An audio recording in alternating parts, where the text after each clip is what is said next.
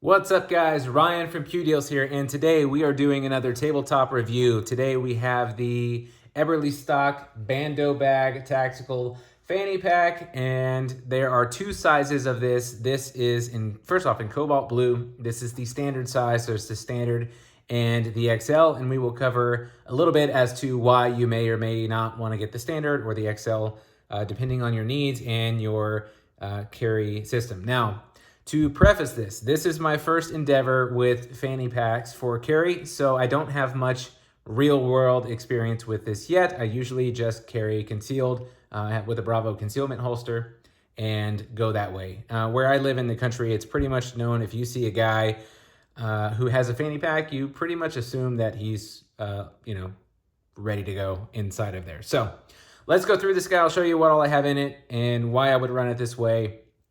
And why, or why not? Maybe you want to do something a little bit different. So starting out, as I said, this is the standard. And if we flip this guy over, just to go over it really quick. First off, the construction is actually really, really solid. Of course, this is a very reputable brand, so I would expect nothing less.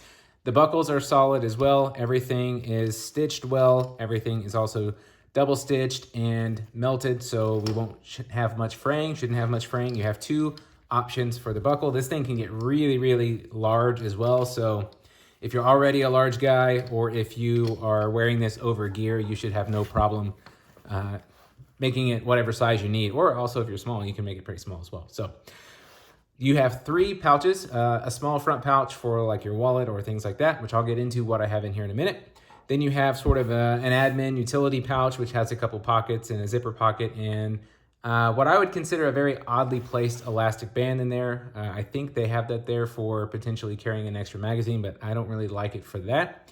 And then on the very back, you have your larger pocket for your actual pistol. So going into the first pocket, showing you what I have in here staged, I have, first off, my Victorinox. I don't know what the actual model of this is, but I have loved these little utility multi-tool cards. They're super slim.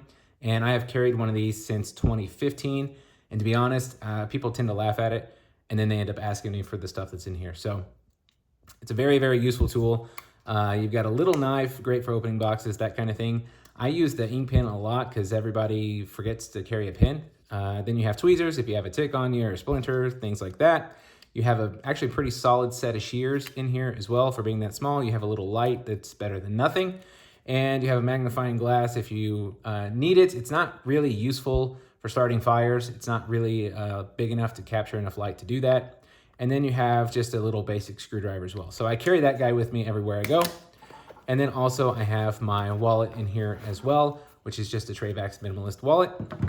And that is all I have in that front pouch. Going to the second pouch though, I have a tourniquet in here as well. I typically also carry an Israeli bandage with me. I like these and carry them because not everything needs a tourniquet, and also it's a little less obtrusive if you pull this out versus always having a tourniquet on you. I also have an extra magazine in here, of course unloaded for the video.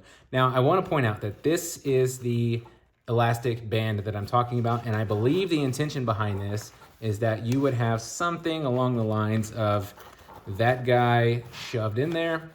And of course, this is a 17 round Magpul PMag. So maybe something smaller is going to be a little less annoying, but to me, that's not really an ideal use of space to have that there. And then also you have a zippered pouch in here as well.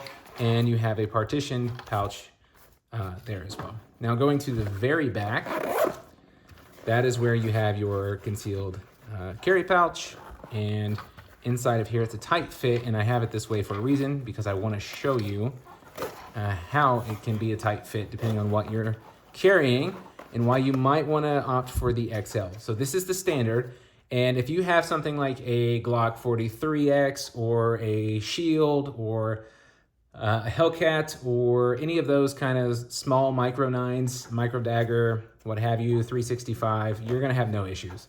What I have in here though is a dagger compact, unloaded, so if there's a magazine, there's going to be a little extra as well. It does have a threaded barrel, and it does have a red dot, and it does have suppressor height sight. So it has a lot of things going against it for concealability in this bag, and that shows itself.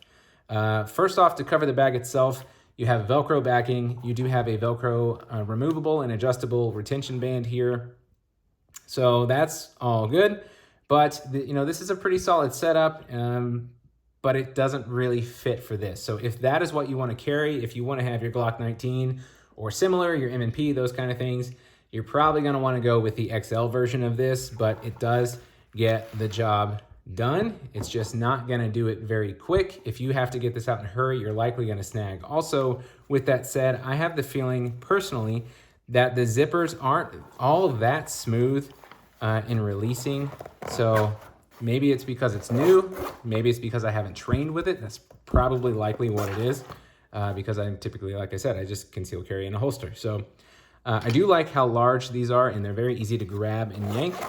I just have the feeling that for this size of a pistol, it's not really meant for that, but that's why they have the XL. So that is a quick overview in a little over 5 minutes of the Eberlestock Bando bag. It's really cool. I'm going to keep it. I'm going to use it. I did buy it with my own money.